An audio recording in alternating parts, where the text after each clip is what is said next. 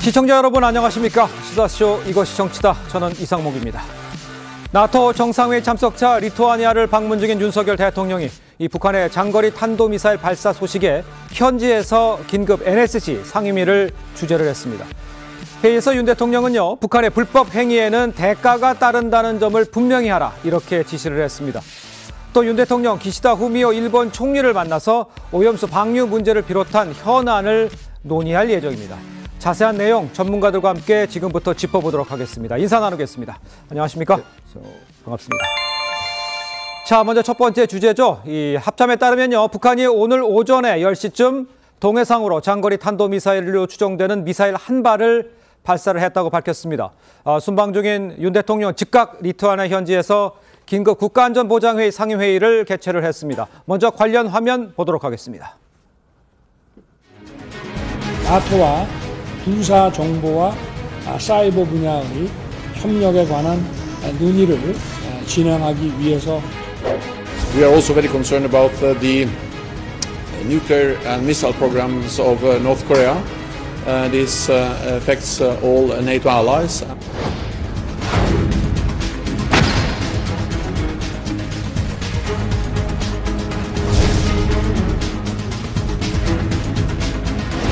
반복되는 무단 침범 시에는 일군이 매우 위태로운 비행을 경험하게 될 것이다.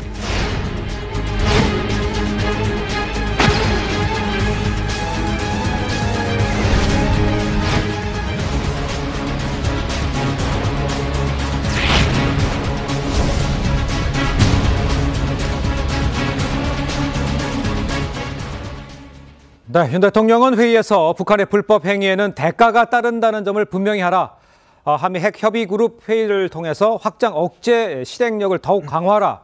이렇게 지시를 했습니다. 일단 먼저 북한의 이런 도발, 이현정 위원님 어떤 의도가 있다고 먼저 분석을 할 수가 있을까요? 우선 그동안 북한 핵에 대해서는 유엔 안전보장이사회가 이제 대북 제재를 주도적으로 해왔지 않습니까? 예.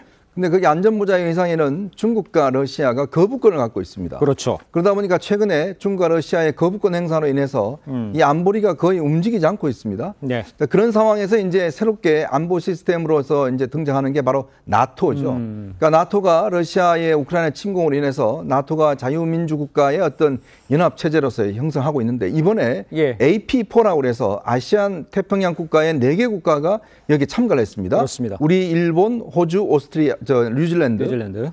그래서 이번에 윤석열 대통령과 나토가 합의를 한 것이 군사정보가 협력을 좀 전에 보셨던 화면처럼 예. 합의를 했습니다.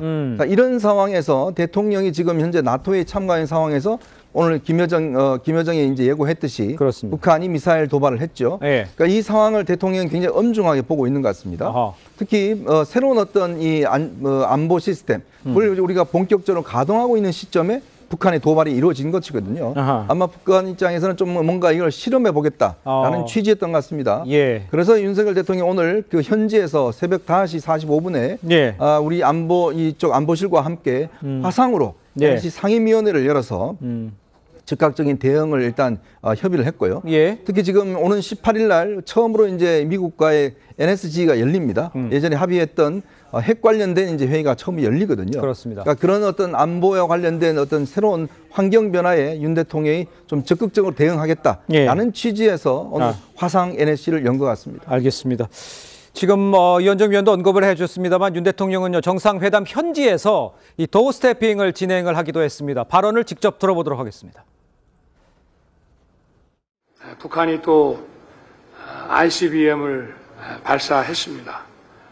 일본 북쪽 아오모리 해상에 낙탄이 되었습니다. 대서양의 안보와 태평양의 안보가 결코 분리될 수 없다는 것을 다시 한번 보여주고 있습니다. 우리 AP4는 나토와 연대해서 강력한 집단 안보 태세를 확립해야 된다고 생각합니다. 네, 윤 대통령은 북한을 겨냥을 해서 AP4는 이 나토와 연대한 이 강력한 이 집단 안보체를 확립해야 된다. 이렇게까지 강조를 했습니다. 정병 최고위께서는 지금 안보를 윤 대통령 어떻게 보고 있는 거라고 지금 예상을 할 수가 있을까요? 윤석열 대통령은요, 북한이 지금 그 계속되는 어떤 이런 핵의 이런 부분에 대해서 예. 저는 어느 정도 다 파악하고 있다라고 보고 있어요. 왜 그러냐면 지금 좀 있으면 지금 북한은 전승절 기념식 이제 할 거거든요. 그렇죠. 그러면 항상 우리가 그 예년과 비슷하게 예. 그 전에는 뭔가 또 꼬투리를 잡아가지고 그 뭘 쐈어요. 맨날 미사일을 쏘고 이번에는 ICBM 쏜 것 같아요. 제가 예. 보기에는. 예. 아마 그거에 대한 대비책을 저도 예측하고 있는데 아하. 어떻게 대통령과 정부가 그걸 모르고 있었을까요? 예. 저는 다 알고 있었다고 보고요. 그거에 네네. 대한 대비책도 지금 세우고 있을 거라고 보고요. 그다음에 지금 북한의 입장에서는요. 지금 사실은 지금 이번에 꼬투리 잡은 건 뭐였냐면 북한의 배타적 경제 수역, 미 공군 전략 정찰기가 떴다. 그렇죠. 이걸 문제 삼은 거거든요. 예. 근데 사실은 그 부분은 그 어떤 그 연안국의 안전과 질서를 해치지 않는 한 예. 사실 어떤 나라도 갈 수가 있어요.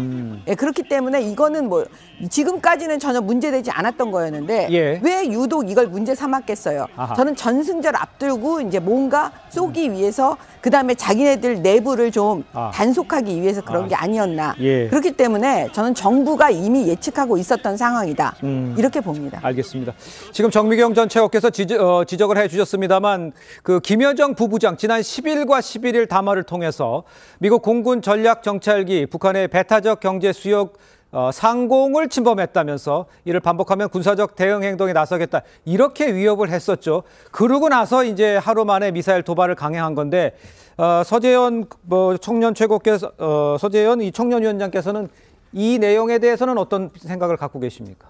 네, 그렇게 지금 단편적으로는 어떤 그 문제 제기를 한 것도 있겠지만요. 그 이면을 또 바라보면 왜 5월 30일 날 북한이 미사일 발사가 실패되었지 않습니까? 예. 그러면 내부적으로 어떻게 보면 외부의 어떤 문제 제기를 또 함으로써 내부의 어떤 본인의 실수를 또 이렇게 치환하는 그런 전략도 있을 수 있을 것 같은데요. 예. 저는 이제 윤석열 정부도 그렇고 우리 대한민국 국민도 최근에 이제 북한 행태를 보면 어떤 그런 반복되는 행태에 대해서 예측은 가능하지만 네. 우리가 핵오염수도 그렇고 모든 삶에서도 그렇지만 불확실성에 대한 두려움이 있지 않습니까? 네. 그래서 이것이 단순하게 어떤 위협 정도 그리고 이런 반복적인 행태가 있기 때문에 앞으로 또 이런 반복적인 행태만 한다고 해서 거기에 국한돼서 훈련이라든지 뭐 대응하는 것이 아니라 말씀드렸지만 강한 군사력과 힘의 균형이 윤석열 정부의 안보의 기본 컨셉입니다. 예. 거기에 대해서 대화를 통해 그리고 또 불확실성에 대비해서 5월 30일 날 북한 미사일 발사체 실패하면서 서울시가 오발령, 그러니까 정부와 서울시 지자체 간에 한바탕 소란이 일어났지 않습니까? 네네. 그래서 이 부분은 저는 예측 가능하다고 해서 그걸 그냥 넘겨짚지 마시고 한번 실전 훈련처럼 한번 우리가 군처럼 이렇게 우리 일반 국민들까지 한번 이런 훈련을 실전 훈련처럼 할 필요는 있겠다. 그렇게 해야지 또 외부에서 특히 북한에 봤을 때도 우리가 북한 입장에서는 어떤 도발에 해도 이렇게 남한이 대한민국이 이렇게 준비가 잘 돼 있구나 이걸 또 보여줄 필요도 있다고 생각합니다. 예, 알겠습니다. 자, 근데 이제 최근 김여정 북한 노동부부장 담화에서 남측 또 이 남조선 이런 표현을 그동안 써왔죠. 그런데 이번에 대한민국이라는 표현을 썼습니다. 이걸 두고 이제 대남 도발을 위한 명분을 만들려 한다. 이런 분석도 사실 나오곤 있습니다. 지난해 김여정 부부장 남조선 표현을 썼었는데 직접 한번 그걸 들어보도록 하죠. 동족보다 동맹을 먼저 쳐다보는 것들, 동족 대결의 환장이 된 저 남쪽의 혐오스러운 것들을 동족이라고 시대착오적인 생각을 가진다면 그보다 더 무서운 자멸 행위는 없습니다. 남조선 괴뢰들이야말로 우리의 불변의 주적이며 자, 통일부 당국자는 북한이 남한을 대한민국이라 지칭한 것은 이번이 처음이다 이렇게 파악을 했습니다. 장혜찬 평론가 보시기에는 남한이라고 했던 것을 대한민국으로 했다? 그때 어떤 의미가 있고 이게 뭘 의미한다고 좀 생각을 하십니까? 그때 전문가들이 말하기로는 남조선이라는 표현은 서로 간에 비방을 하더라도 북한 입장에서 뭔가 하나의 민족, 동족임을 그래도 인정하는 표현이고 대한민국이라는 단어를 처음 썼다는 것은 이제 아예 제3국, 그러니까 민족이나 동족의 동질성이 아닌 제3국으로서 지칭을 하면서 향후 강한 도발에 대한 정당성이나 명분을 쌓아가는 것이 아니냐. 그러니까 지금 미군 측에서도 부인하고 있는 이 정찰기의 뭐 항공 경로라던가 이런 것에 대해서 예. 북한이 계속 트집을 잡고 네. 우리에 대해서 대한민국이라는 호칭, 이게 정식 용어라서 이렇게 써야 되는 게 맞아요, 사실은. 아하. 그런데 이전까지 쓰지 않았던 남조선 대신에 이 대한민국이라는 정식 호칭을 쓰는 것, 예. 또 오늘 탄도미사일 발사 시험한 거 우리가 또 파악하지 않았습니까? 네. 이 모든 것들이 북한이 뭔가 도발과 긴장 수위를 끌어올리기 위한 하나의 이 전초전이자 밑작업이다라는 분석을 많이들 하고 있는 것 같아요. 예. 그런데 이럴수록 우리가 국제사회와 물샐 틈 없는 공조를 통해서 북한이 어떤 도발을 하더라도 원하는 것을 얻을 수 없다.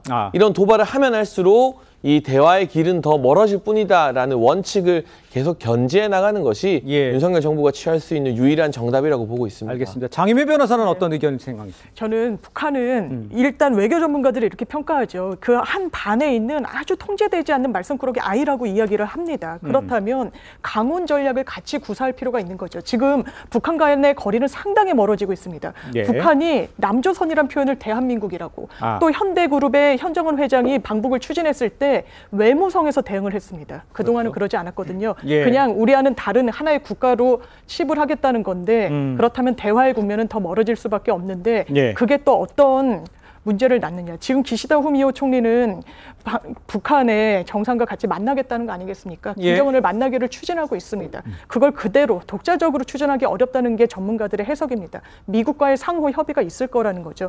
대한민국은 그러면 그 상황에서 어떤 입지를 취할 것인가. 이렇게 뭔가 강원 전략을 같이 구사하지 않고 일방으로 편향적인 대북 정책을 폈을 때 남한이, 우리나라가 소외될 수가 있는 그런 국면까지도 사실 종합적으로 판단을 해야 되지 않을까 생각합니다. 예, 알겠습니다. 예. 사실 문재인 정부 5년 동안 온건 전략만 써왔죠. 북한과의 대화를 우선시하면서 북한이 어떤 도발을 해도 대화를 우선하면서 사실은 북한에 대해서 한마디도 못했지 않습니까? 네. 특히 이제 세 차례 걸친 남북 정상회담 또 미북 정상회담을 거쳤지만 네. 결과적으로는 남북 관계가 거의 뭐 파탄지경에 이런 상황이 됐지 않습니까? 예. 이제 그럼에도 불구하고 북한이 이제 핵무기를 고도화시켰고 그런 상황이라면 이제는 저는 강경 정책을 써야 될 때라는 생각이 들어요. 더 이상 버릇이 나빠지기 전에. 왜냐하면 북한은 이제 우리가 그동안 사실 자기들이 한국을 좌지우지했다라는 그런 판단을 하고 있는 것 같습니다. 그러니까 그런 상황에서 우리가 북한의 핵이 고도화되는 상황에서는 이제는 분명한 북한의 원칙적 대응을 해줘야지만이 저는 북한의 어떤 잘못된 버릇 자체가 더 이상 지속되지 않지 않겠는가.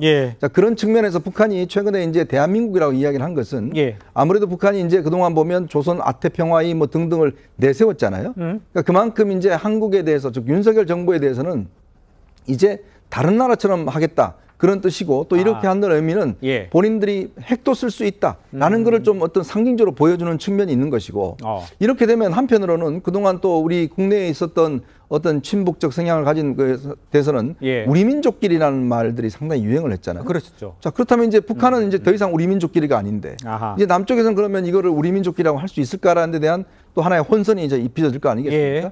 그렇기 때문에 지금은 북한이 지금 러시아는 전쟁 때문에 정신이 없고 중국도 내부적인 사정이 어려우니까 정신이 없는 상황에서 우리가 새로운 어떤 안보 시스템을 만들어 나가는 상황 아니겠습니까? 나토와 함께. 그래서 좀 더 강경하게 대응을 해서 북한이 더 이상 어떤 도발의 어떤 꿈을 꾸지 못하도록 하는 것이 지금은 필요한 단계라고 저는 봅니다. 알겠습니다. 아니, 잠시 좀 말씀드리면요. 남조선이라는 단어를 그럼 썼을 때 대남 도발을 안 했느냐? 그건 아니거든요. 남조선이라고 썼지만 우리 천안함, 연평도 다 기억나시잖아요. 그러니까 저 말을 하는 게 뭐 그렇게 저는 크게 의미를 부여하지 않고요. 윤석열 정부에 들어서서 문재인 정권하고는 완전히 차별화된 지금 전략을 쓰고 있잖아요. 그거에 대한 이제 자기네들의 분풀이 같은 걸로 저렇게 말하는 거고요. 항상 이번에는 그 북한의 대남 도발 언제든지 신경 써야 됩니다. 알겠습니다. 그러니까 대한민국으로 하느냐 안 하느냐 중요한 게 아니라 지금까지 도발은 계속 이어져 왔다. 이 뜻으로 이해를 하겠습니다. 저는 뭐 강경도 좋고 온건도 좋은데 목적은 이제 평화를 위한 것이잖아요. 그렇죠. 그래서 저는 늘 얘기한 게 뭐 최악의 뭐 평화가 최선의 전쟁보다 낫다고 한 것은 국민은 뭐 어떤 자존심 세우거나 뭐 강경한 태도 이런 것보다는 대한민국 한반도에 전쟁의 공포가 없고 평화가 오기를 그리고 북한군은 주적이지만 우리 북한 주민은 동포지 않습니까? 예. 그래서 이 부분을 구분해서 예. 계속 강경하게 나간다고 해서 평화가 오겠다는 확신, 그렇게 국민들이 그렇게 받아들일 국민이 몇 분이나 계시 저도 의아한 부분은 있긴 하거든요. 예. 그래서 말씀드렸지만 이런 문제에 대해서는 정확하게 문제를 하지만 그 해결 방안은 예. 너무 문재인 정권을 온건하다 시켜서 그게 부족하면 그걸 좀 강경한 발언이라든지 강경한 태도를 조금 강화하면 되는 것이지 온건한 전략을 다 버리고 강경한 걸로 어떤 이분법 태도는 저는 바람직하지 않다고 봅니다. 뭐 이분법 태도가 아니라 그동안 이제 주장해 왔던 것은 그동안 이제 온건하게 계속 해왔는데 결과가 핵무기 고도화하는 것밖에 남지 않느냐 이런 지적에서 아마 강경화를 주장하시는 것 같고 또 이야기하시는 것 같습니다. 그렇게 정도로 이야기를 정리를 하고요. 다음 주제로 저희는 넘어가 보도록 하겠습니다. 네, 최근 추미애 전 법무부 장관이요. 과거 장관직 사퇴를 요구했다면서 문재인 전 대통령에 이어서 이낙연 전 대표를 저격을 했었습니다. 민주당 김의겸 의원은요. 한편으로는 이해가 된다. 그러니까 추 장관이 이해가 된다는 얘기겠죠. 추 전 장관을 감쌌습니다. 목소리를 한번 들어보도록 하겠습니다. 추미애 전 장관이 한편으로는 좀 이해가 됩니다. 유독 추미애 장관만 독박을 쓰고 있는 셈이잖아요. 네, 책임론이 추윤 갈등으로 윤석열만 키웠다. 그게 추미애 잘못이다. 추미애 장관으로서는 그 억울함과 서운함, 원망 이런 게 마음속에 있을 거라고 생각합니다. 서운함, 원망 이런 게 있다 할지라도 마음 한 구석에 놔두고 또 자물쇠까지 채워서 좀 놔두고 지금은 윤석열 정부의 폭주를 막는데 힘을 모을 때다. 자, 김의겸 의원은요, 윤석열 정부가 등장하게 된 것에 민주당 정부의 총체적인 잘못, 과오 있다. 하지만 유독 추미애 장관만 독박을 쓰고 있다. 이렇게 표현을 했습니다. 이 표현 자체에 대해서는 장민 변호사님 어떻게 보십니까?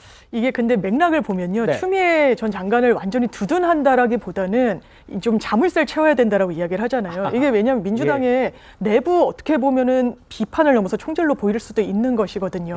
과거사를 들추어내서 그 당시에 문재인 전 대통령이 나를 그리고 이낙연 대표까지 나를 물러나게 하려 했다. 이 말을 해서 당에는 하등 도움이 되지는 않습니다.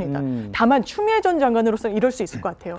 왜 그렇게 사실상 뭐 윤석열 정부를 탄생하는데 1등 공신 아니냐라는 조롱 섞인 뭐 비판까지 감내를 해야 되는 게 이른바 추윤 갈등 그리고 이 당시에 윤석열 검찰총장을 징계하는 과정 중에 무리수를 둔 거 아니냐라는 부분 아니었습니까? 그렇죠. 근데 1심에서 이제 행정법원은 이게 정직 2개월 너무 가벼운데 오히려 면직까지도 가능한 사안이었다. 그러니까 정치적 중립 의무를 당시 윤석열 검찰총장이 위반한 부분 제외한 나머지 판사 사찰 그리고 수사와 관련해서 불이하게 자문위원회를 열면서 그 당시에 수사를 받던 한동훈 검사를 좀 감싸려 했다. 이게 좀 인정된 사실은 있습니다. 물론 항소심 진행 중이지만요. 그렇다면 추미애 전 장관이 그 당시에 갈등 국면을 이끌어가고 본인이 자리에서 물러나지 않았던 게 결과적으로는 또 어떻게 보면 과도한 비판을 받지 않았느냐라는 어떤 일종의 항변도 가능해 보이는 측면이 있습니다. 그래서 그런지 이제 추 장관은 억울하다는 이런 얘기를 하는 것 같아요. 추미애 전 장관은 2021년 이 재보궐 당시 선거에서 지니까 추미애를 탓한다 이러면서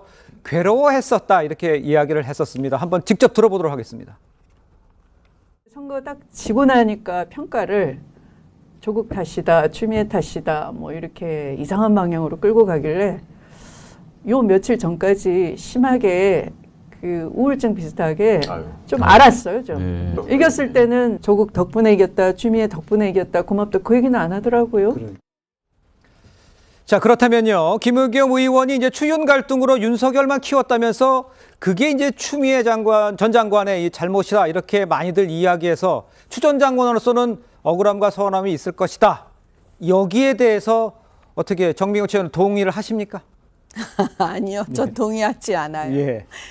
물론 개인적으로는 뭐 그런 감정이 있을 수 있지만 사실 정치인의 평가는 이런 개인적인 걸로 평가받진 않잖아요. 근데 저는 추미애 전 장관이 지금 하는 얘기를 들으니까 아직도 자기 자신이 뭘 잘못했는지 잘 모르는 것 같아요. 사실 그 당시에 그 선거 이전에 대선 전에 추미애 전 장관과 윤석열 총장 사이에 있었던 모든 일들을 우리 국민들께서 다 보셨습니다. 근데 우리 국민들은요. 권력을 많이 가진 사람들이 그 권력을 갖고 오만하게 하는 그 모습을 절대 용서하지 않아요.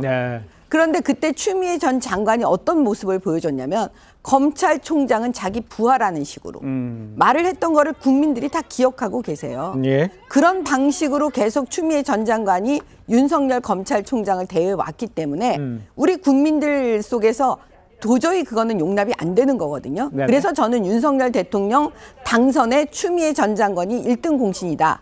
이렇게 생각하는 게 꼭 정치인들 사이에서만 판단하는 건 아니고 예. 우리 국민들 사이에서도 그렇게 회자되고 있는 거거든요. 예. 근데 그 지점을 지금 추미애 전 장관은 전혀 모르고 있는 것 같아요. 아, 그렇습니까? 그러니까 억울하다는 생각이 드는 거죠. 예, 그리고, 당연, 예, 그리고 김의겸 의원도 뭐 그런 개인적인 부분에 대한 얘기를 했지만 저희는 뭐 정치적인 판단을 할 수밖에 없으니까 예. 동의할 수는 없습니다. 장해찬 최고는 어떻게 생각하십니까? 그 추미애 전 장관 하면 저는 뭐 명절에 선물 세트라도 보내드리고 싶죠. 아, 예. 제가 뭐 보내드리는 걸 받지 않으실 것 같지만 네. 이 대선 과정에서도 참 이 혁혁한 공을 세워주셨고 네. 그리고 이제 좀 잠잠하다 싶다가 총선을 앞두고 다시금 존재감을 과시해 주시는 게 뭐 김웅 의원이 이런 표현 썼더라고요. 보수의 어머니라고. 얼마 전 SNS에서 예. 그런 표현 듣기에 충분한 공이 있으시다. 감사하다는 말씀을 또 드리고 싶고요. 추미애 전 장관은 단순히 개인의 일탈이나 돌출행동 문제가 아니라 네. 만약 다음번 총선에서 이 친문의 나름 상징성을 가지고 있는 고민정 의원 지역구 추 전 장관이 5선을 한 광진 을로 출마하게 된다면 아하. 이건 고민정 대 추미애의 경선이 아니라 친문 대 친명의 경선이 될 가능성이 높거든요. 굉장히 민주당의 단합에는 안 좋은 영향을 끼치게 될 것입니다. 예. 그래서 지금 친명계의 정성호 의원이나 김영진 의원 같은 사람들은 이 후폭풍을 예상하기 때문에 거리를 두고 있는데 예, 예. 문제는 친명계의 강성 팬덤이 개딸들은 추미애 전 장관에게 환호하고 있어요. 아. 이미 팬덤이 먼저 친명 의원들이 원하든 원치 않든 추미애 전 장관 쪽으로 움직여버렸습니다. 자신감을 얻은 추미애 전 장관이 저는 앞으로 더더욱 더 광폭 행보를 하실 것 같은데요. 예. 제가 뭐 지치지 마시라고 다음 뭐 추석에 한우라도 좀 보내드리고 싶습니다. 알겠습니다. 뼈가 있어 보이는 얘기처럼 들리긴 합니다만. 자, 그런데 이제 한편 이재명 대표 최측근 그룹이죠. 7인의 소속의 김영진 민주당 의원은요. 추 전 장관이 독특한 시각을 가진 것 같다. 이렇게 좀 선을 그었습니다. 앞서 추 전 장관 목소리와 함께 들어보도록 하겠습니다. 이재명 대표가 뭐 백지장도 맞들면 낫다 그러는데 백지장 맞들었는데 방향이 다르면 틀리면 찢어져요. 예. 그러면 맞들면 나은 게 아니지. 지금 상태로는. 좀 독특한 시각을 가지고 계신 것 같아요. 두 분이 만나서 뭐 신당에는 어떤 일을 한다는 것 자체는 전 특별히 전 들어본 바가 없고요. 예. 과연 그런 동력과 힘이 있을까라는 것도 그렇고 그것이 민주당과 국민들에게 특별히 도움이 되지 않는다면 예. 추 장관께서도 깊게 판단하고 결정할 것이다. 그렇게 보고 있습니다. 추 전 장관의 행보들이 도움이 되는 행보라고 보십니까? 아니면 좀 부담스러운 행보라고 보십니까? 그건 제가 보기엔 추 장관께서 더 잘 알고 계실 거라고 봅니다.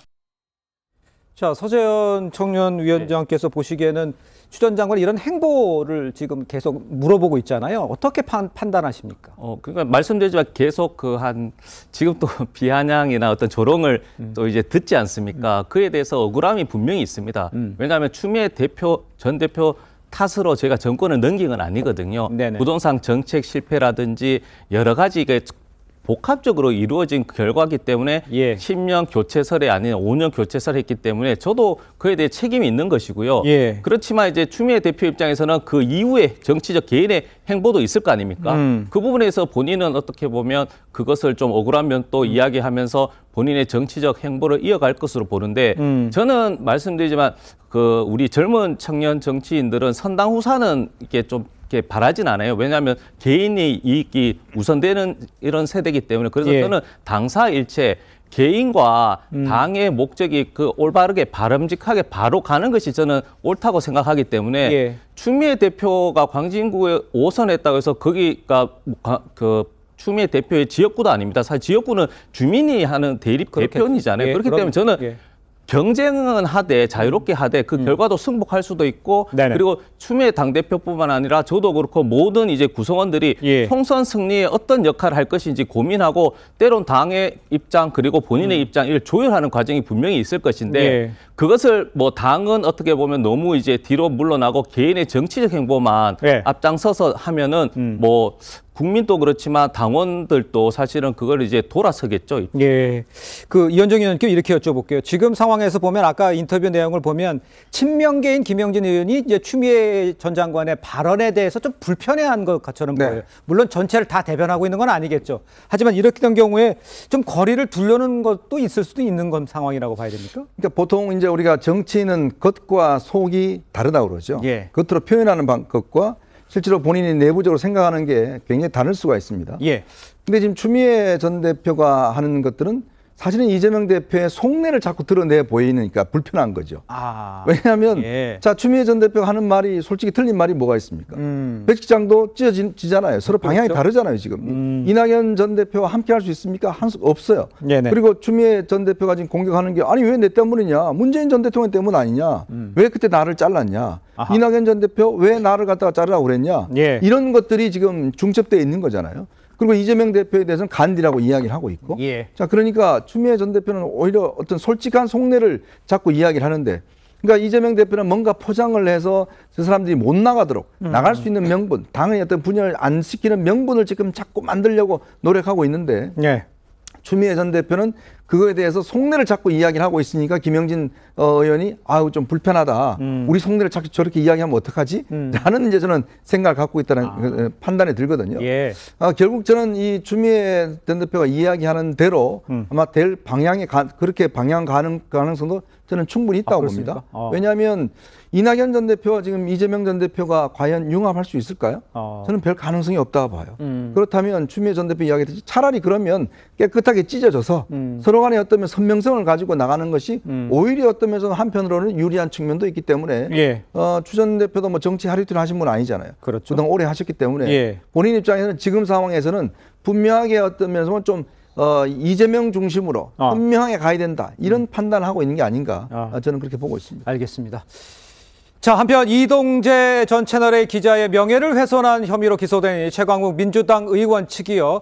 오늘 2심 첫 재판에서 당시 검사장이었던 한동훈 장관이 이전 기자와 결탁했다는 이 피고인의 의심을 객관적 근거가 있었다. 이렇게 주장을 펼쳤습니다. 이거 정미경 최고위원께서 이건 어떻게 좀 저희가 이해를 하면 될까요? 그러니까 이제 지금 이게 어떤 얘기냐면요. 지난번에 그 이동재 기자 채널A 사건. 그렇습니다. 그래서 이제 한동훈 장관하고 연결된 그 부분에 있어서 최강욱 의원이 SNS에 올린 거예요. 그렇죠. 예. 그 부분에 대해서 이제 명예훼손이냐 아니냐, 허위사실이냐 아니냐 이걸 따지게 됐는데 사실은 그때 당시 형법상 명예훼손에는 비방의 목적이라는 것이 없습니다. 그냥 거짓말이면 허위사실이면 그냥 명예훼손이 돼요. 근데 지금 아마 기소됐을 때 그 죄명이 정보통신망 뭐 관련 법이에요. 그거는 비방의 목적이 있는 거예요. 그런데 판결을 이상하게 했어요. 저 같은 사람, 제가 검사를 했고 지금 현재 변호사를 하고 있는 제가 이해할 수 없는 판결이 뭐냐면 거짓말인 거, 허위사실인 건 판사가 인정을 했어요. 근데 비방의 목적이 없대요. 거짓말을 했는데 비방의 목적이 없다? 네. 그냥 검증하려고 했다는 거예요. 그걸 누가 이해를 하겠어요. 일단 상식에 좀 맞지가 않잖아요. 그래서 제가 볼 때는 이번에 검찰에서 다시 항소를 한 거예요. 그래서 이제 항소심 사건에서 다시 재판을 하는데 여기에 예비적으로 추가를 했어요. 형법상의 명예훼손죄로 추가를 했어요. 그러면 이제는 비방의 목적이든 뭐든 그런 건 중요하지 않아요. 허위사실이기만 하면 이제 유죄로 인정이 되는 거거든요. 바로 그런 공방을 하고 있는 겁니다. 알겠습니다. 장미미 변호사. 일단 법리적인 주장을 펼치고 있는 상황인 것 같은데요. SNS에 올렸다는 건 이게 정보통신망에 올렸다는 겁니다. 그렇다면 1차적으로 정보통신망법상 명예훼손으로 의율하게 돼 있고 짚어주신 대로 형법의 명예훼손에는 비방의 목적이 법문에 들어가 있지 않아요. 그런데 정보통신망법에는 일반 형법 명예훼손보다 이게 전파 가능성이 더 높기 때문에 양형도 법정형도 좀 높게 잡고 있고 가중해서 처벌하면서 비방의 목적이 있는 것을 하나의 요건으로 하고 있습니다. 그런데 비방의 요건을 판례가 아주 일관되게 어떻게 판단을 하고 있느냐. 공익성이 있으면 비방의 목적이 없다라고 보고요. 이게 공공의 사안인지 사인인지 공인인지 그리고 이것이 공공의 어떤 관심사인지 여부에 따라서 한 겁니다. 1심 재판부가 무죄를 선고했는데요.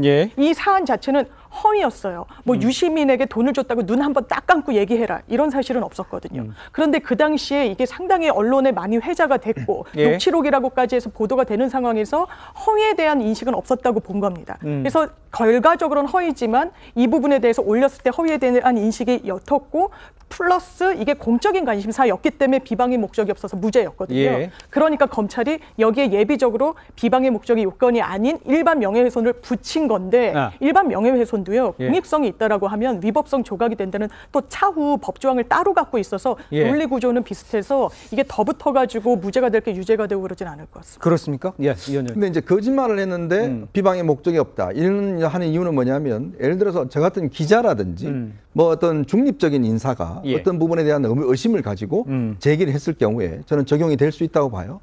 근데 최강욱 의원은 분명하게 어떤 한 정파의 목적성을 가진 사람 아니겠습니까? 그러니까 당시에 보면 기본적으로 이 윤석열 그다음에 한동훈 검찰에 대해서 기본적으로 이 어떤 적대적 관계에 있었던 사람이잖아요. 예. 자, 근데 본인은 합리적 의심이라는 걸로 다 포장을 합니다. 근데 그때 다 그 최강욱 의원이 가지고 있는 합리적 의심은 아니죠. 왜냐하면 분명한 목적성과 지향성을 가지고 있는 거 아니겠습니까? 아하. 자, 그렇다면 그걸 거짓말로 해서 뭔가 목적을 있다고 저는 봐야 된다는 게 저는 제 생각인데 예. 그렇기 때문에 최강욱 의원이 이야기하는 합리적 의심은 그냥 우리나라 일반인들이 가지고 있는 일반적인 합리적 의심이 아니라 뭔가 의도를 가지고 뭔가 만들어내야겠다는 의도성을 가지고 했던 저는 거짓말이라고 보는 거거든요. 그렇기 때문에 이거는 1심에서 그런 판결을 낸 거는 저는 납득하기 어렵고 그래서 2심 재판부가 이걸 받아들였습니다. 예, 그렇죠. 공소장 변경을 받아들였는데 예. 결국은 당시에 어떤 최강욱 의원이 뭔가 어떤 이 윤석열 대통령이나 당시에 이제 한동훈 법무장관이야 이 두 사람을 어떤 식이든지 적대화시켜서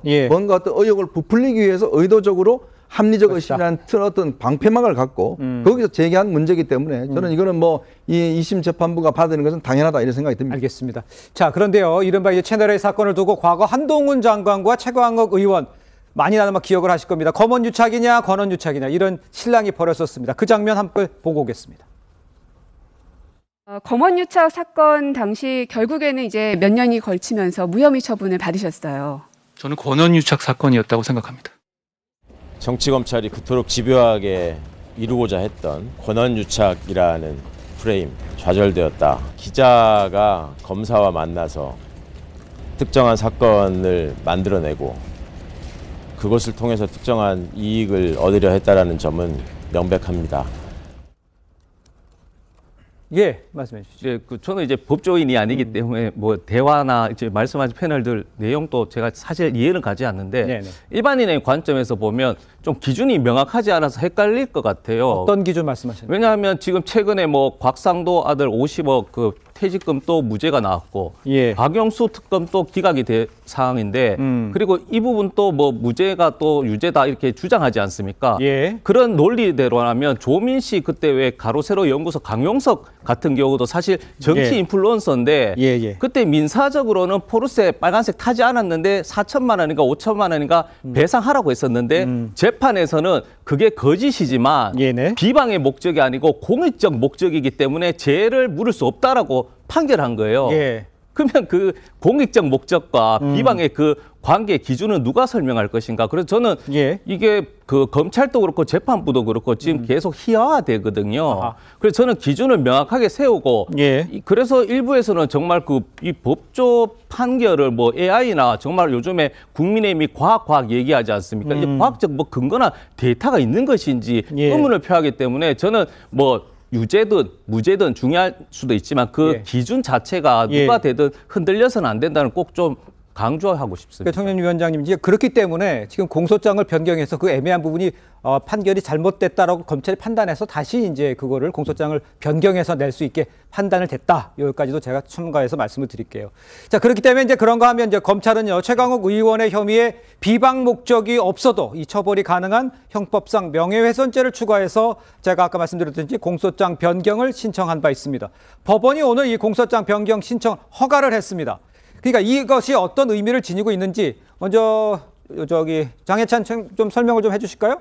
네, 뭐 저는 일단 다른 걸 떠나서 이 공소장이 변경된다는 것은 재판부에서도 이 허위 사실 자체가 사실 법적 처벌을 받아야 한다라고 좀 본 것이 아닐까 싶어요. 그러니까 1심 같은 경우는 이제 비방의 의도가 있었느냐를 가지고 해서 결국 비방의 목적이 없었다라고 무죄가 나왔는데, 그렇죠. 2심에서 이제 형법상 명예훼손 추가 신청을 재판부가 받아들여준 것은 뭐 비방의 구체적인 의도를 떠나서 허위 사실을 적시해서 명예를 훼손한 것 그 자체로 법리적인 판단을 하겠다는 의지가 읽힙니다. 만약 그게 중요한 이슈가 아니었다면 굳이 공소장 변경을 받아들여줄 필요도 없었겠죠. 그렇겠죠. 그리고 이게 명백한 허위 사실이라는 건 지금까지 드러나 있었고, 그런데 최강욱 의원에게 제가 법리적인 걸 떠나서 한 가지 더 문제 삼고 싶은 건 어쨌거나 이동재 전 기자가 하지도 않은 말을 했다고 본인이 국회의원이 SNS에 올려서 이 전 기자에 대한 마녀 사냥을 확산시키는 스피커 역할을 하지 않았습니까?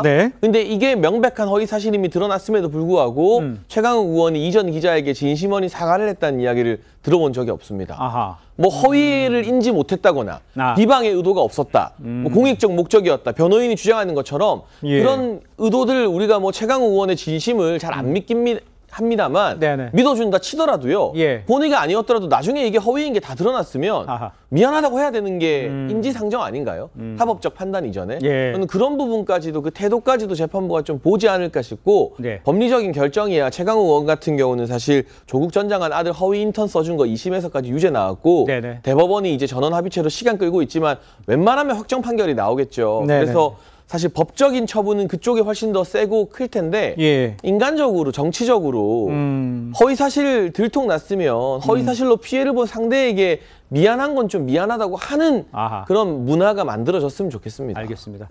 자, 그럼 이것도 하나 좀 살펴보도록 하겠습니다. 이동재 전 채널A 기자가 최강욱 의원의 항소심 재판부에 낸 탄원서에서 초법적 존재처럼 행동하는 최강욱 의원이 두렵다, 이렇게 언급한 것으로 전해졌습니다. 이 전 기자가요, 총 3건의 재판을 치르는 최강욱 의원이 국회 법사위원을 하고 있다는 거, 이거 엄청난 압박이다, 이렇게 덧붙였습니다. 엄청난 압박이라고 볼 수밖에 없는 상황 아닌가요? 제가 잘못 봤습니까? 우리나라 국회 법사위원회는 우리는 상하원 제도가 아닙니다. 근데 이제 법사위원회가 모든 상임위의 어떤 법안들에 대해서 심사하는 권한을 갖고 있기 때문에 법사위가 이제 마치 상원처럼 좀 여겨지는 게 있습니다. 그런데 언제부턴가 이 법사위가 정말 어떤 이 정쟁의 핵심적인 장이 돼버렸어요. 그러니까 법사위 할 때는 뭐 항상 우리가 하면은 법사위에서 말한 것들이 다 이슈가 되고 논란이 되지 않습니까? 그런데 우리가 국회의원들을 볼 때 법사위가 이제 검찰과 그다음에 사법부 여기를 다 이제 통할하고 있는 상황이거든요. 그렇다면 여기에 어떤 수사를 받는다거나 재판을 받고 있는 사람들이 만약에 할 경우에 예를 들어서 국정감사를 할 때와 자료 요청을 하지 않습니까? 그러면 자기와 관련될 수 있는 사건들에 대해서도 충분히 압력을 행사할 수 있고 영향력을 행사할 수 있다는 거죠. 이제 그렇기 때문에 어떤 면에는 전 법사위원들은 더 어떤 이런 데서 좀 자유로워야 되는데, 문제는 지금 최강욱 의원 같은 경우는 이미 항소심에서도 유죄가 나왔고 지금 대법원에 갔는데 이번에 대법원이 저는 석연찮게 이게 소부에서 이 전원재판부로 넘겨버렸습니다. 만약 소부 같으면 벌써 판결이 났을 거예요. 그러면 그 2심까지 결과가 나왔으면 이미 배지가 떨어져야 됩니다. 그러니까 그럼에도 불구하고 전원재판부로 넘어가면 이거 아마 내년 임기 넘겨서 판결할 겁니다. 자, 이거 자체가 보면 한편으로 보면 법사위원이기 때문에 특혜를 주는 거 아닌가? 라는 의심을 살 수가 있는 거거든요. 그리고 그 사건 자체가 제가 볼 때는 과연 전원재판부로 갈 수 있는 사건인가라는 의심이 있습니다. 자, 그러니 이동재 기자 입장에서 보면 본인이 이 사건 관련해 지금 재판을 벌이고 있는데 법사위원으로서 계속 어떤 그런 특권적 위치에 있다 보니 이거는 좀 문제가 있는 거 아닌가. 본인으로서는 두렵다. 왜냐, 일단 게임에서 상대방은 이미 뭐 옆에 편이 몇 명이 더 있는 거잖아요. 그렇다면 이동재 기자 입장에서는 이걸 싸워내기가 굉장히 어렵다. 그런 측면에서 지적을 하고 있는 게 아닌가 싶습니다. 지금 이현정 의원님께도 지적을 해줬습니다만, 지난해 법사위에서도 이 최강욱 의원 법사위원 자격이 있느냐 없느냐, 이거 놓고선 한동훈 장관과 최강욱 의원 강하게 충돌을 한 적이 있었습니다. 다시 한번 화면을 보도록 하겠습니다. 한동훈 장관과 저는 무슨 검사와 피의자를 우리가 만난 적이 있습니까? 제가 지휘한 사건으로 기소되셨죠. 기소되셨죠. 장관의 발언에 대해서 그리고 제가 피해자고요. 본인은 피해자라고 주장하지만 기소되셨잖아요. 내가 더 피해자라고 보는 그러니까 이해 충돌이 있다는 얘기입니다. 신상 발언하는데 사건의 사실상의 피해자는 접니다. 가해자는 최강욱 의원이시고요. 대기 가해자고 내가 피해자죠. 하면 안 대기요? 되고요. 자, 대기라고 말씀하셨어요? 자, 한 법조인은 이렇게 얘기를 했었어요. 여러 사건에서 유죄를 받고도 여전히 국회 법사위원으로 법원 관계자를 꾸짖는 모습. 보통 사람이라면 비슷한 감정이 들 것이다, 이렇게 얘기를 했습니다. 이동재 전 기자의 탄원서 내용, 글쎄 여기에 그 마음은 어떻게 정명철께서는 동의하셨습니까? 어떻게 동조한 생각이 드십니까? 어떻습니까? 아니 그 이동재 전 기자 입장에서는요 당연히 저런 말 할 수밖에 없어요. 사실 보통의 경우라면 저런 일은 있을 수가 없는 게요. 다 아시겠지만 최강욱 의원이 본인이 지금 그 소송, 그러니까 판사로부터 재판을 받고 있는 건이 지금 3건이나 돼요. 네. 그러면 보통 법사위원이라고 하는 분들은 그 법원을 국정감사한다니까요. 예. 그러면 법원 판사들한테 이래라 저래라 할 수 있는 위치예요. 그런데 그러면 본인이 재판받고 있는 사람이 그 판사한테 이래라 저래라 할 수 있는 사람이면 그게 제대로 된 재판이 되겠나? 아하. 라고 일단은 다 누구나 생각할 수 있잖아요. 국민들 입장에서도요. 엄청난 특권이죠. 네. 근데 보통의 그런 경우에라면 국회의원들은 염치가 있잖아요. 그래도 네. 그러면 그냥 나 법사위원 안 할래. 그리고 너 하지 마라. 보통 그렇게 하거든요. 예. 근데 정말 신기한 건 최강욱 의원은 저 자리를 꿋꿋이 지키면서 지금 본인이 법사위원 하면서 그 재판을 받고 있으니 이게 좀 상식에 맞지 않잖아요. 그러니까 당연히 이해 충돌이 있잖아요. 예. 그러니까 한동훈 법무부 장관이 이거 이해 충돌인데 법사위원 해야 되는 건가? 하지 말아야 되는 거 아니에요? 라고 얘기할 수밖에 없죠. 알겠습니다. 그리고 이동재 전 기자는 이건 도대체 이런 특권이 어디 있냐. 한탄하고 있는 겁니다. 그렇습니다. 유죄를 2번 받고도 어떻게 법사위원을 할 수 있느냐. 이게 이제 이동재 전 채널A 기자의 이야기인 것 같습니다. 자, 그런데요. 하나 더 살펴볼 건 무소속 김남국 의원입니다. 국민의힘 하태경 의원을 명예훼손 혐의로 고소를 했습니다. 법적 대응과 관련해서 과거 목소리 먼저 들어보도록 하겠습니다. 허위 보도라든가 이런 것들은 강력하게 전 대응할 생각입니다. 법적으로? 예. 단호하게 대응하세요? 네. 예. 이게 상임위 시간 내냐, 시간 외냐 이걸 떠나서 너무나 제가 잘못한 일이라고 생각이 됩니다. 두말할 여지 없이 반성하고 깊이 성찰하고 있습니다.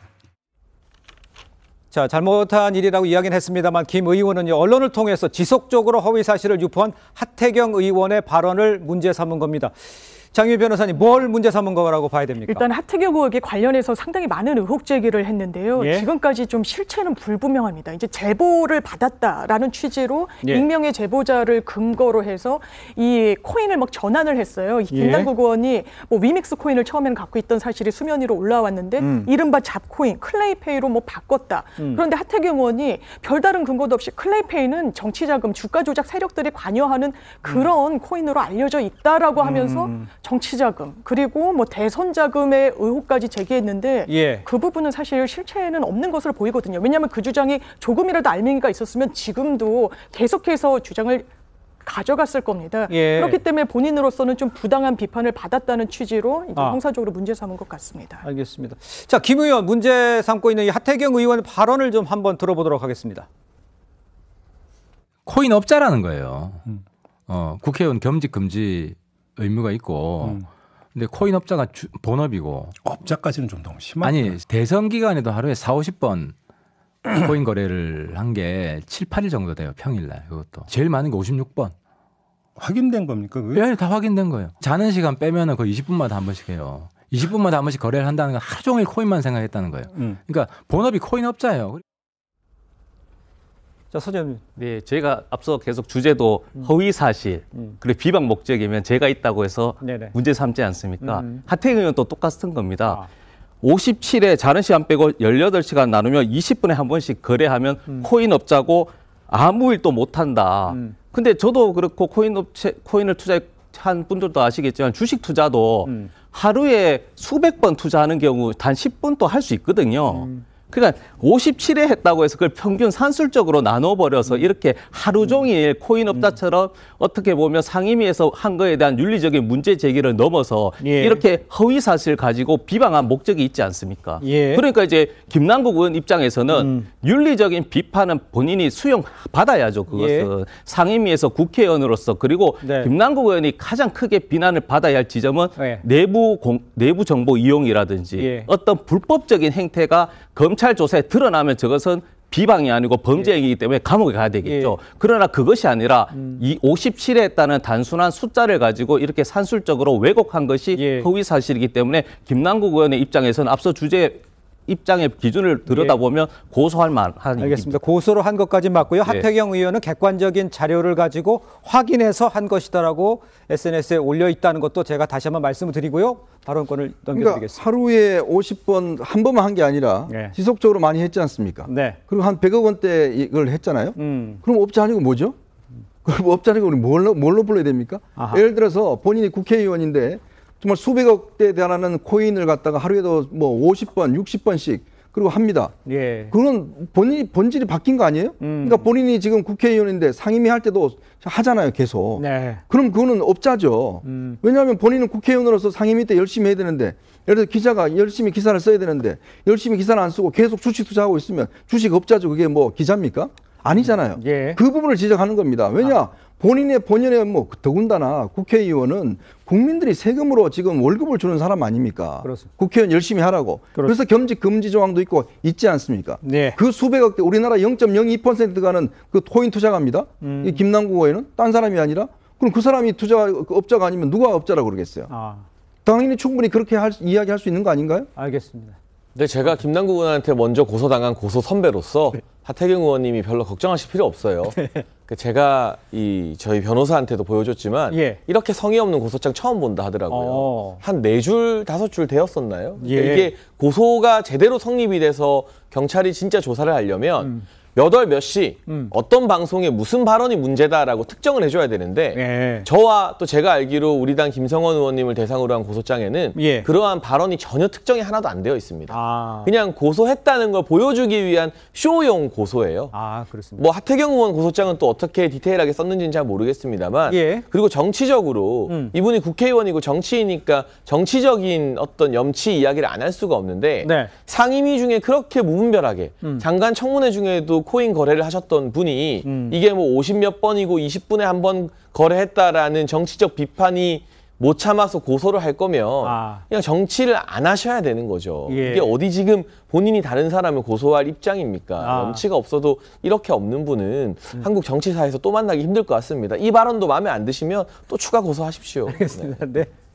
제가 말씀드리는 것은 코인 57회 했다고 해서 말씀드렸지 않습니까? 1분에 57회도 할 수 있다니까요. 그 금액적인 문제를 제기하면 안 되는 겁니다. 그런데 하태경 의원의 경우는 거래를 57회 한 적도 있지 않습니까? 이것을 가지고 이 단서 하나를 가지고 산술적으로 그 20분마다 매매를 했다고 하면 이게 왜곡인 것이죠. 그러니까 뭐 문제 제기를 하려면 뭐 57회 정도 계속 했다고 하는 것은 말씀드린 집중도가 떨어질 수밖에 없지 않냐, 국회의원으로서 그 문제 제기를 하면 되는데 하루 종일 코인 투자에 한 게 아닐 수도 있고요. 좀 더 어려울 수도 있지만 개인이 직접 주문을 하지 않고 요즘 전산이 있잖아요. 그 시스템으로 해서 자동 주문 매매가 있습니다. 그 아침에 한번 걸어 놓으면 그 상황에 따라 그 조건에 따르면 수백 번 자동적으로 전산이 돼서 매매가 되는 경우도 있거든요. 그런 부분을 확인하고 말씀드려야 된다는 그래서 말씀을 없자는 겁니다. 그래서 그러니까 제가 아니 그 국회의원이 그렇게 걸어놔놓고 하루 종일 투자하고 수백억대 굴리면 그게 국회의원입니까? 그게 투자가잖아요. 그러니까 투자가라는 게 업자라잖아요.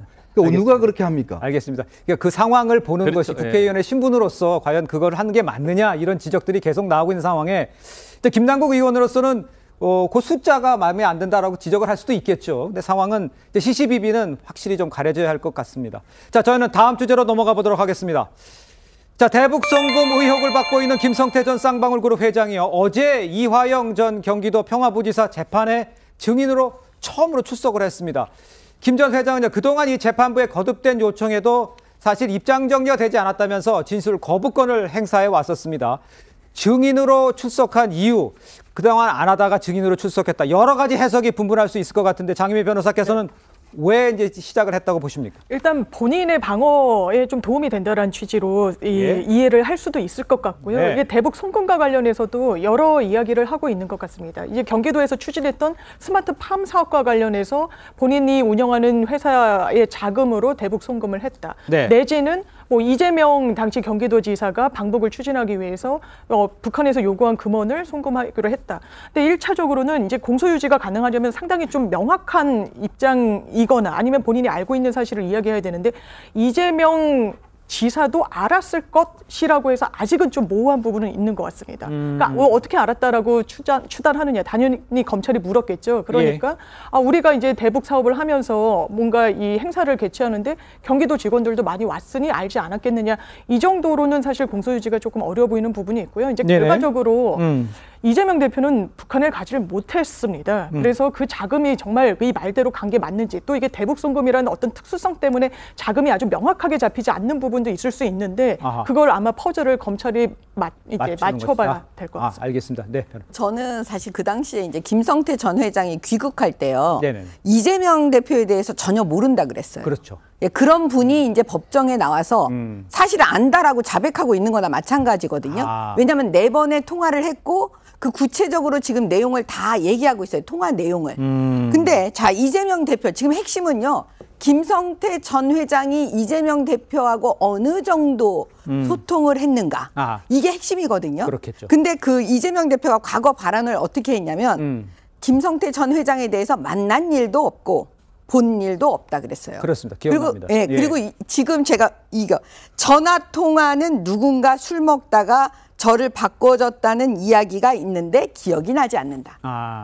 이게 지금 이재명 대표가 한 이야기예요. 전화 통화한 거 기억이 나지 않는데요. 누가 술 먹다가 바꿔준 적은 있지만. 근데 이거 다 거짓말이잖아요. 지금 김성태 전 회장 얘기에 의하면 통화를 4번 했고 그 통화 내용 중에 뭐가 있었냐면요.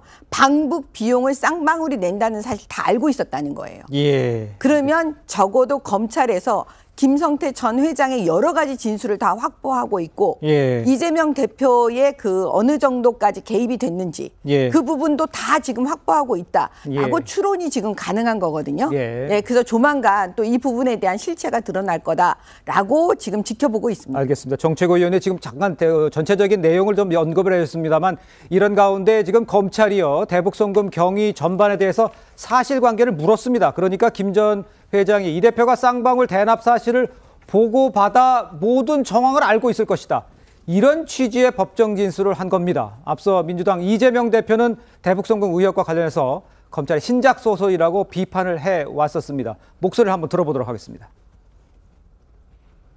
쌍방울과 이재명은 대체 무슨 관계입니까? 나도 모르겠어. 뭘 알아야 내가. 몇 년이라면 이거 내의 사입은 거. 누가 누구에게 얼마를 왜 어떤 방법으로 줬다는 건지 아무것도 없어요. 대북송금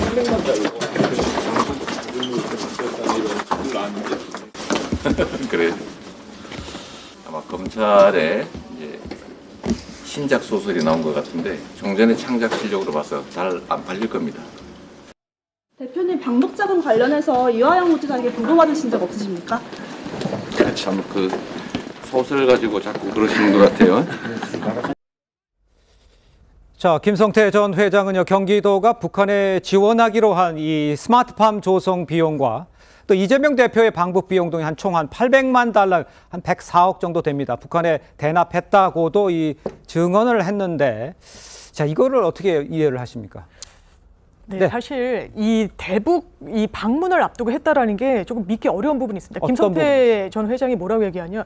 이재명 그 당시 경기도지사가 북한에 가려고 했더니 북한 측에서 그러면 벤츠도 띄워야 되고 헬기도 띄워야 되니까 돈이 상당히 필요하다라고 했다는 거예요.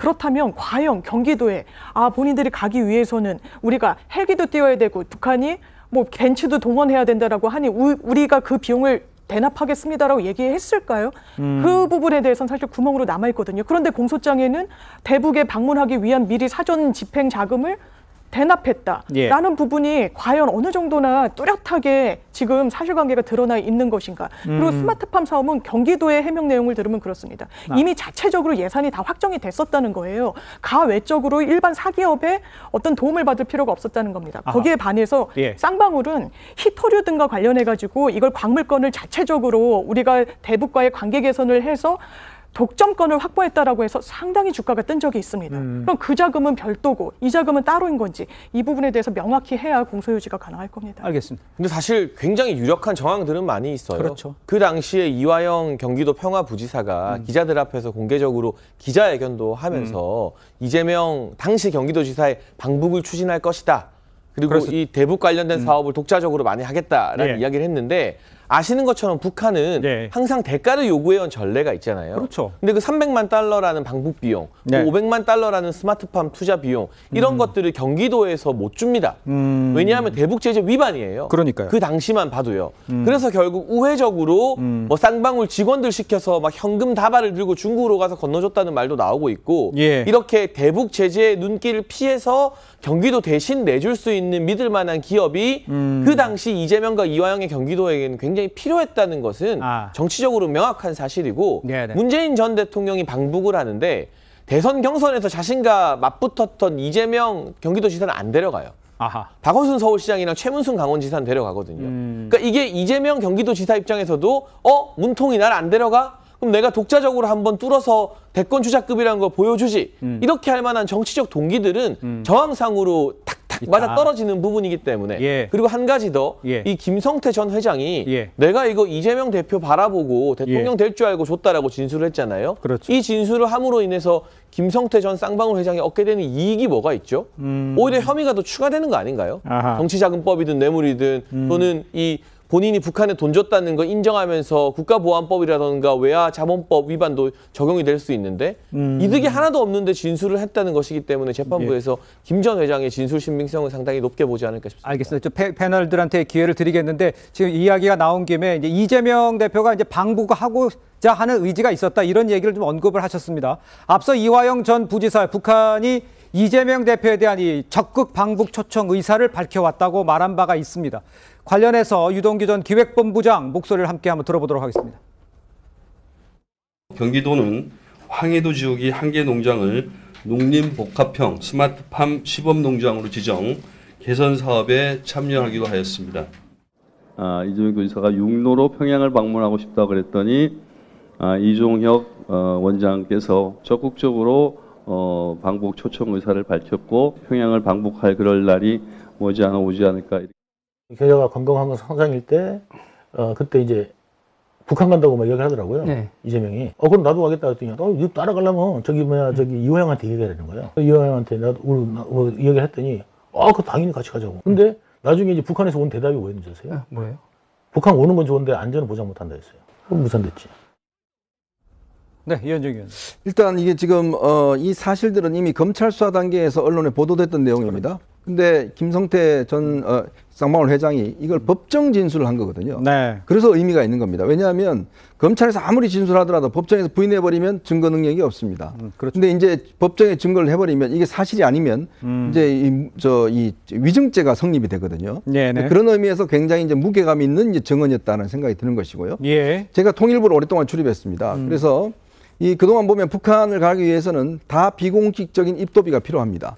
그래서 뭐는 기업들이나 사람들 다 북한의 시적인 행사 비용을 다 지불하고 갑니다. 예. 뭐 그게 대표적으로 이제 김대중 대통령 때 갔던 그런 것들이 다 이제 뭐 사건으로 다 드러나는 상황이죠. 예. 그러니까 마찬가지입니다. 이게 대북 사업은요, 정부나 지자체 그것도 지자체가 단독으로 거의 할 수는 없습니다. 그렇죠. 대부분 다 정부 단위 사고, 또 북한도 마찬가지입니다. 예. 그러니까 일반적인 어떤 기업이나 이렇게 어떤 하는 거는 그 사람들도 원치 않아요. 다 공식적인 정부나 지자체가 하는 것을 원하고 있거든요. 자, 그런 상황에서 특히 당시에는 보면 경기도의회가 상당히 브레이크를 많이 걸어요. 북한에 대한 지원한다는 데 대해서 돈 지원을 제대로 못하게 할 거니까 문제는 돈이 없지 않습니까?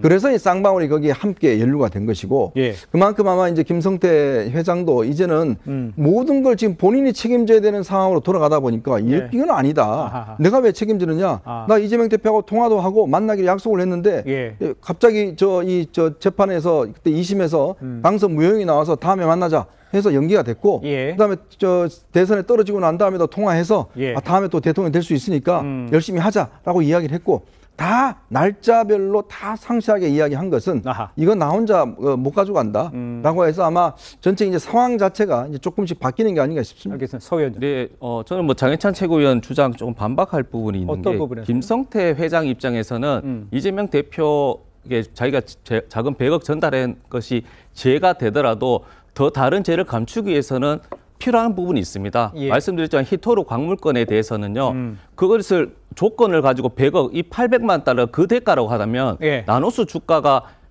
주가 조작으로 많이 해서 수백이 아닌 수천억을 네. 김성태 회장이 이득을 취했거든요. 예. 이 부분에 대해서 되게 무죄가 나올 가능성이 있는 것이고요. 그리고 그 당시로 돌아가서 저 박원순 전 서울시장 같은 경우는 지자체 회장, 협의회장의 자격으로 갔기 때문에 예. 이재명 대표를 문재인 대통령이 패싱해서 간 건 아니다. 그리고 뭐 검찰 논리라면 사실 예. 이재명 대표한테는 그때 돈이 많았습니다. 이재명 대표한테 돈이 많았다.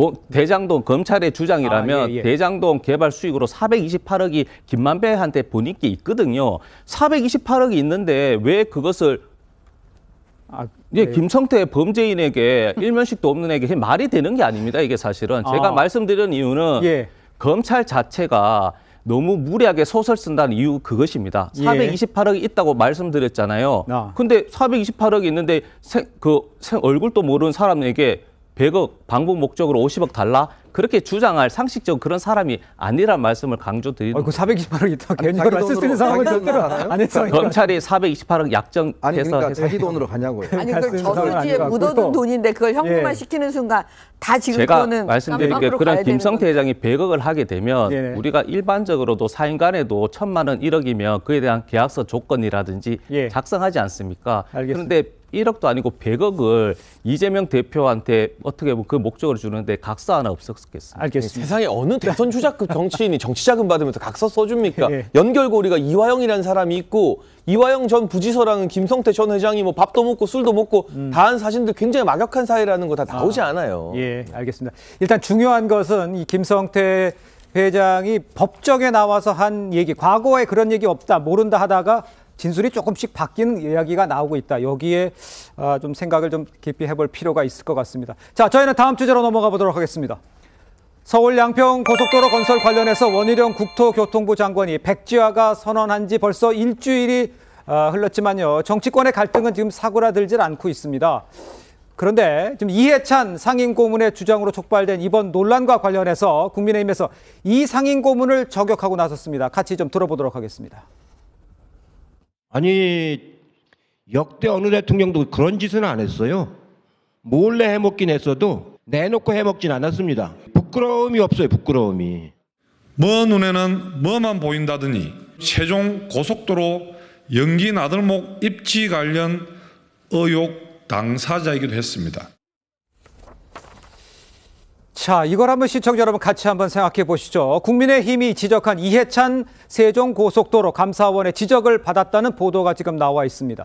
어제 이제 감사원이 밝힌 내용에 따르면요. 한국도로공사가 무리하게 사업을 추진해서 예산안 279억 원을 낭비했다 이런 겁니다.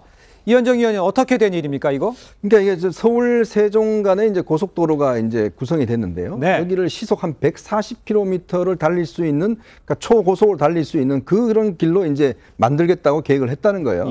그러면서 이제 예산도 279억이 더 들어갔는데 알고 봤더니 안전장치나 이런 것들이 제대로 이루어지지 않아서 실제 140km를 낼 수가 없다는 겁니다. 그러니까 그래서 이제 지금 감사원에서 아니 서울 세종 간에 이 고속도로 127km 그 도로를 만들면서 그렇게 돈을 든다고 해서 돈을 다 집행을 했고 더 들어갔는데 문제는 140km를 못 달리는 도로가 만들어졌으니 그러니까 이걸 이제 감사해 보겠다는 것이고 사실은 이거 문제하고 이해찬 전 대표는 직접적인 연관관계는 없습니다. 그런데 이해찬 전 대표가 지금 세종시에다 집을 지었지 않습니까? 그 진안 IC라고 있어요. 거기에 보면 이 IC가 없던 것이 새로 생겼습니다. 그렇다 보니까 이게 뭐 현지에서는 이해찬 IC다 뭐 등등 이런 이야기가 있듯이 연기 IC가 생겼죠. 그러듯이 이게 뭔가 땅값도 많이 올랐고 하기 때문에 만약 이 감사를 하다 보면 그럼 이 IC가 어떤 과정을 통해서 드러났느냐라는 부분을 또 조사할 수 있지 않겠느냐. 막 그런 측면에서 이제 이해찬 전 대표가 했는데 저는 좀 제가 좀 반박드리고 싶은 이야기가 역대 어느 대통령도 뭐 이렇게 뒤로 해먹긴 해도 안 했다는데 그럼 뒤로 다 했나요? 그리고 또 제가 다 지켜봤습니다. 오랫동안. 겉으로 한 것도 많아요. 뒤로 한 것도 많고. 그래서 다 적발된 적이 있습니다. 그런 말씀만 드립니다. 알겠습니다. 지금 이현정 의원이 중간에 잠깐 언급을 해주셨습니다만 감사원은요. 이 상임고문에 대한 이 특혜 의혹 이번 감사 대상이 아니다 이렇게 밝혔습니다. 하지만 이 상임고문도 이제 고속도로 건설 사업 문제에서 자유롭지 못한 거 아니냐 이런 지적이 나올 수는 있을 것 같은데 우리 정비용 최고께서는 어떻게 생각하십니까? 아니 그러니까 제가 볼 때는 그걸 이해찬 전 대표가 얘기하는 게 좀 이해가 안 되는 거예요. 왜냐하면 본인이 지금 그 세종고속도로에서요. 2019년도 본인 대표 시절이에요. 예. 근데 자기가 보유하고 있는 그 토지와 주택이 있잖아요. 네. 그 근처에 IC 만들었어요. 그러면 아니 이게 도대체 무엇냐. 특혜 의혹을 그때 많이 제기되었거든요. 근데 자기 거에 대해서는 아니 나는 여기 살려고 나중에 내가 살려고 지은 집이기 때문에 괜찮다. 근데 땅은 또 추가로 또 구입하고 이런 게 지금 다 드러나 있잖아요. 땅 예. 가치는 높아졌고요. 그러면 부끄러움이라는 게 사실은 내면적으로 있어야 되는 거예요. 근데 그 부끄러움을 자기 자신에 대해서는 얘기를 안 하고 예. 지금 윤석열 대통령을 공격하기 위한 도구로 부끄러움이 없다. 막 이런 식의 얘기를 하고 있잖아요. 예. 그러면 당연히 이해찬 전 대표에 대해서 당신은 도대체 부끄러움이 있는가? 이렇게 당연히 질문 들어가지 않겠습니까? 그래서 제가 볼 때는 도대체 왜 저렇게 얘기를 하는지 모르겠어요. 예. 그래서 고발당한 겁니다.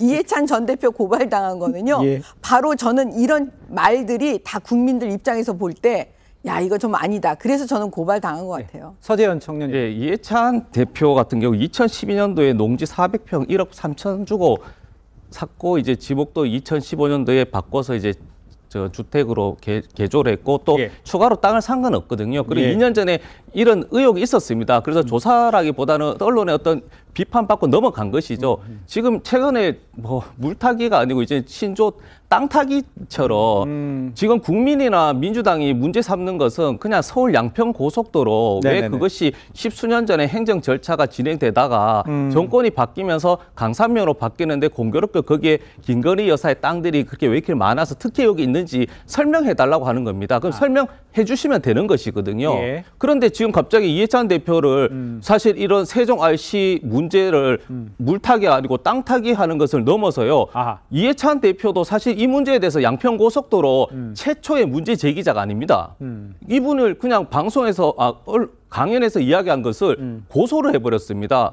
그러면 언론이 뿐만 아니라 국민이 문제 제기를 할 수도 있잖아요. 근데 예. 문제 제기했다고 고소를 해려는 나라가 어느 나라입니까 지금? 아니죠. 그건 다른 문제죠. 만약에 김건희 여사의 그 인근에 김건희 여사 일가의 땅이 나왔다.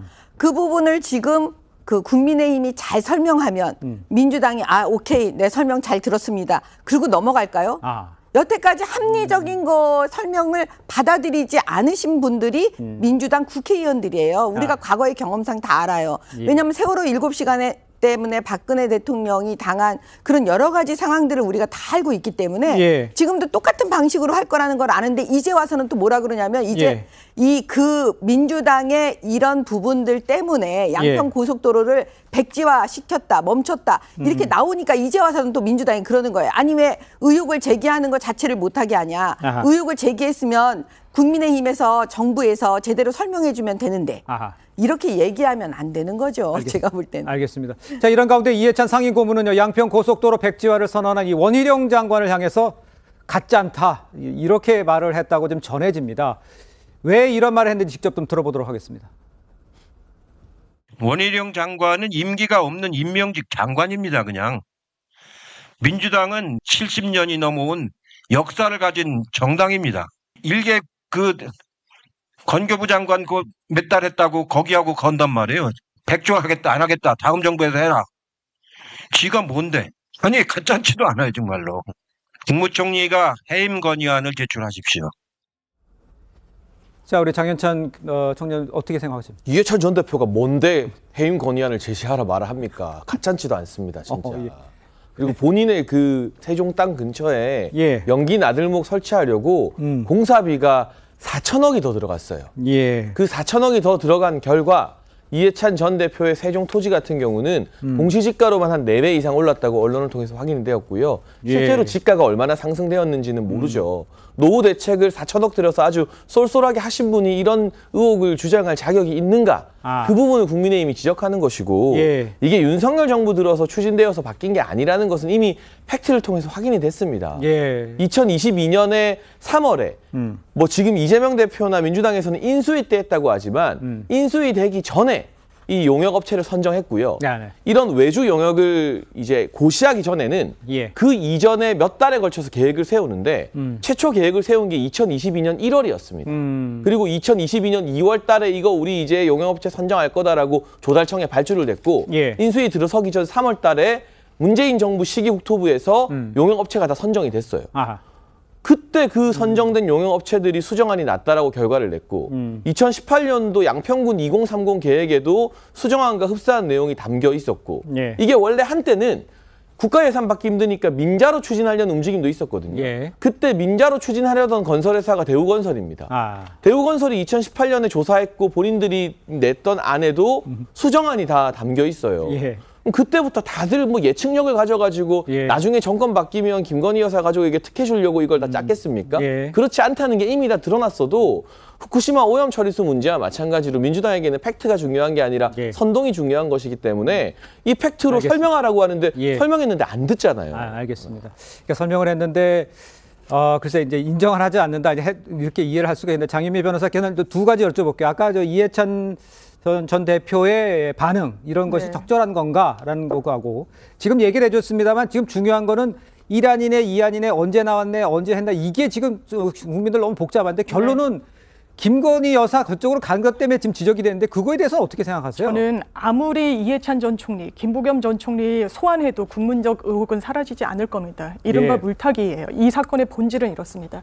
15년 동안 단 한 번도 흔들리지 않았던 그리고 그렇게 통과하기 어렵다는 이 예비 타당성 조사 이게 그냥 이뤄지는 게 아닙니다. 무려 1조 8천억 원의 국민 세금이 들어가는 고속도로 건설 사업이에요. 예비 타당성 조사까지 그냥 아무 문제가 없었습니다. 심지어는 국민의힘 소속의 양평군수도 1안 그러니까 원래 추진대로 하는 안이 맞다라고 의견 개진을 합니다. 그런데 윤석열 정부 들어서 2안이 갑자기 올 5월 달에 환경평가 보고서에 드러난 겁니다. 2안 지금까지 논의된 적도 없는데 이게 어떻게 되지?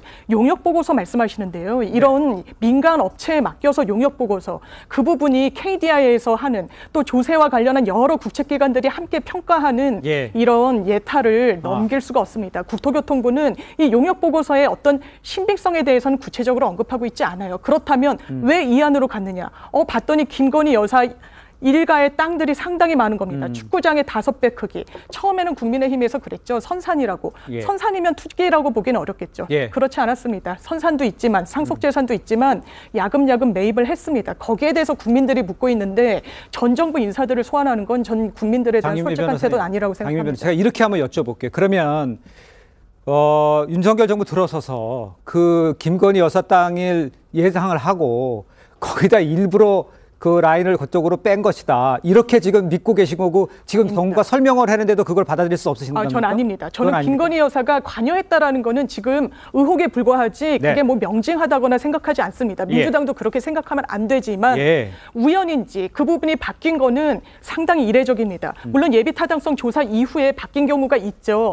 고속도로는 딱 2번 바뀌었습니다. 대단히 이례적인데 거기에 우연히 그럼 김건희 여사 일가의 땅이 있는 건지 국민들이 궁금해할 수 있는 겁니다. 그걸 원점 백지화한다 하니까 더 큰 의혹을 자초한 겁니다. 고속도로가 14번 바뀌었어요. 예타 제도가 1999년도에 처음 도입되었고 그 이후에 신설 고속도로 계획안이 24건 나왔는데 시작점과 종점이 바뀐 사례가 절반이 넘는 14건이라는 것은 국토부 공식 자료로 확인이 되었기 때문에 예타 이후에 시작점과 종점이 안 바뀐 사례보다 바뀐 사례가 지난 역사에서 더 많은 겁니다. 그러니까 예타라는 게 신주단지처럼 영원불멸한 것이 아니라 경제성을 기반으로 통과시켜 놓고 지역 주민들의 수건이나 국토균형 발전 등 여러 가지를 고려해서 이후에 타당성 평가 등을 통해 또 바뀌기도 한 사례가 절반이 넘는데 이게 마치 예타 이후에 바뀐 것 자체가 모든 문제의 핵심이다라고 하는 것은 좀 지나친 주장 같습니다. 핵심은 설명을 했는데도 그 설명을 믿지 않고 다른 의혹을 제기한다. 그렇기 때문에 이제 국정조사 이야기까지 나와요. 거기에 대해서는 어떻게 생각하십니까? 그러니까 이미 이 사건은 시작부터 김의겸은 이야기했죠. 당군 이래 최대 스캔들이다라고 이미 규정을 했지 않습니까? 그러니까 이미 규정해놨기 때문에 이미 이 사안이 어떤 설명을 하더라도 또 그다음에 이제 좀 전에 얼마 전에 그 김두관 의원과 함께 시민단체가 나와서 윤석열 대통령을 탄핵해야 된다라고 이야기를 했습니다. 이미 결론 내렸어요. 그러니까 그렇기 때문에 사실은 원희룡 장관이 이거는 도저히 안 되겠다. 왜냐 예산안 나오고 그다음에 예산안 집행할 때 계속 반대할 거 아닙니까 민주당이. 예를 들어서 뭐 시시각각 이거는 김건희 여사 이렇게 해주는 거다 예산 통과 안 시켜주고 그럼 어떡할 거냐. 예. 그런 단계에서 이거는 확실하게 짚고 넘어가야 된다라고 하는 것이고 국정조사요. 지금 그러면 국정조사를 하려면 하기 전에 과연 민주당 주장대로 이게 김건희 여사 때문에 했다는 명징한 어떤 증거를 내놓으면 저는 문제는 해결될 거로 봅니다. 근데 국정조사라는 게 그동안 해봤지만 양쪽 주장만 잔뜩 하다가 끝나버린 거예요. 그러니까 정말 이 안을 놓고 양평 국민이나 서울 시민 입장에서 어떤 안이 유리하죠? 그러니까 지금 양평 국민도 마찬가지지만 이 도로가 그냥 통과하는 게 낫습니까? 아니면 양평 국민들이 왔다 갔다 할 수 있는 게 낫습니까? 나들목이 있는 게 당연히 낫지 않습니까? 왜냐? 양평 국민들은 자기 땅만 내주는 게 좋겠습니까? 그러니까 그런 그다음에 교통 여항이 많은 게 좋겠습니까? 적은 게 좋겠습니까? 그러니까 그런 걸로 따져보면 무조건 그러면 원한대로 해야 된다라는 것도 말이 안 되는 거죠. 그렇다면 지금 단계에서 정말 양평 국민에게 유리하고 서울 시민에게 유리한 안은 뭐냐? 그것만 합리적으로 판단되면 저는 이거는 해결되는 문제라고 알겠습니다. 예, 저는 원효 장관이 사실 이게 정쟁화 시켜버렸습니다. 1조 8천억 백지화 시켰거든요. 그럼 감사원이 원희룡 장관에게 1조 8천억 국비 아꼈으니까 표창 주는 게 아니잖아요. 예. 지금 이 사례는 저는 대한민국 역사상 최초의 사례이기 때문에 저는 국정조사를 해서 이게 왜 이런 부분이 있었는지 책임을 져야 된다고 생각합니다. 알겠습니다. 자, 저는 1분 후에 돌아오도록 하겠습니다. 네, 대한민국 이슈의 중심 시사쇼 이것이 정치다 여기까지입니다. 저는 내일 다시 찾아뵙겠습니다. 고맙습니다.